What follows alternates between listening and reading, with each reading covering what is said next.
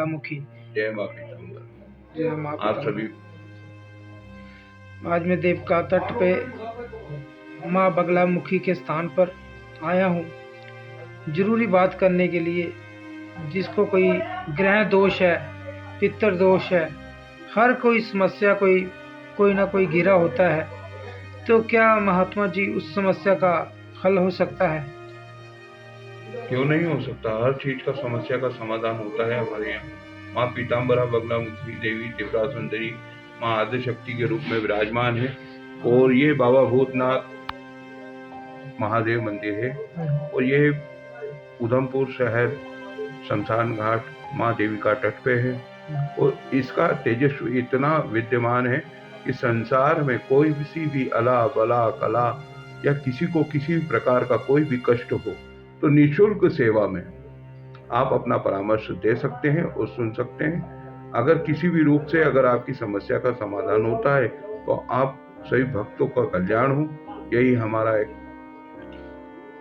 महात्मा जी और कुछ पूछना चाहता हूँ। जैसे लोग आजकल चल रहा है यूट्यूब पे, कई लोग बोलते हैं 5,000 डालो, 50,000 डालो, 60,000 डालो, क्या वैसा ही यहाँ भी तरीका है, जहाँ अलग है?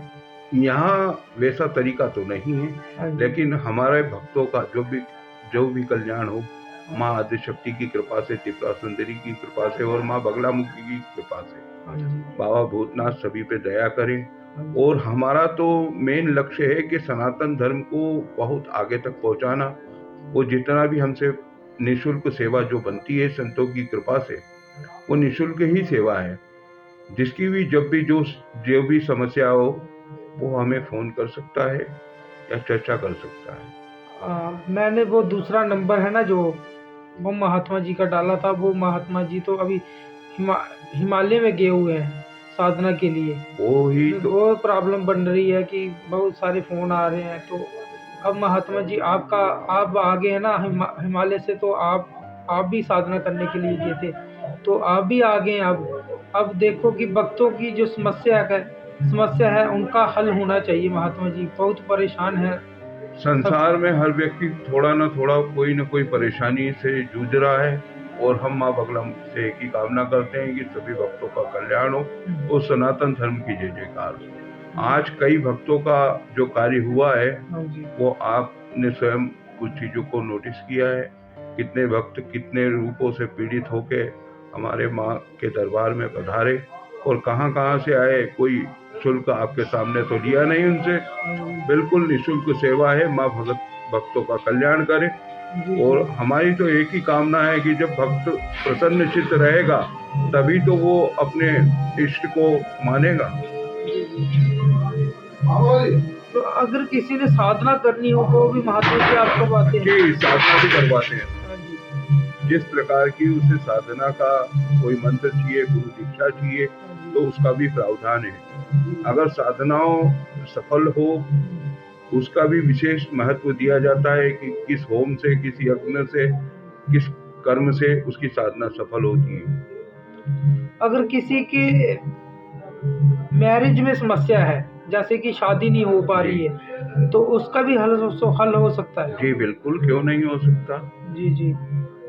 और शत्रु नाशक तो माँ बगलामुखी शत्रु नाशक है, मोहन वशीकरण, स्तंभन, ये माँ बगलामुखी के प्रमुख लक्ष्य है। और माँ पीताम्बरा देवी तो हर भक्त को मालूम है कि देवी का क्या वर्णन है। कहते हैं कि माँ पीताम्बरा ये समस्त दुखों का नाश करने वाली आदिशक्ति के स्वरूप से प्रकट हुई, स्वयं नारायणी का अवतार है, भगवान विष्णु की प्रिया और संसार जगत को धन वैभव और लक्ष्मी से संपन्न करने वाली माँ बगलामुखी है। जिस भगत की जो भी कामना मन में धारणा होती है वो संपूर्ण करती है माँ पीताम्बरा देवी।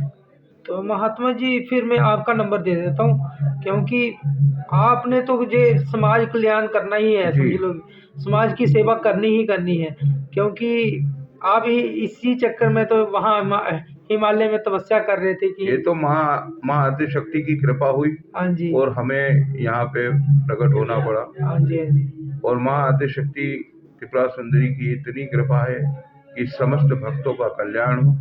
और इसी कामना के साथ मैं यही कहना चाहता हूँ, आप निश्चिंत हो के बिना स्वार्थ, बिना मोह, बिना भाव भक्ति के कोई कार्य संपन्न नहीं होता है, लेकिन अपने भाव से विमुक्त ना रहें। अगर किसी के पास महात्मा जी पैसा भी नहीं हो, कुछ भी नहीं हो, समझ लो कि वो नहीं कर सकता हो, तो उसको यहाँ पर आके वो अपना हवन करवा सकते हैं आप। माँ बगलामुखी के बीज मंत्रों का 7 बार पाठ करने से प्रतिदिन उसके घर में अन्न धन्य वैभव की कमी नहीं रहेगी।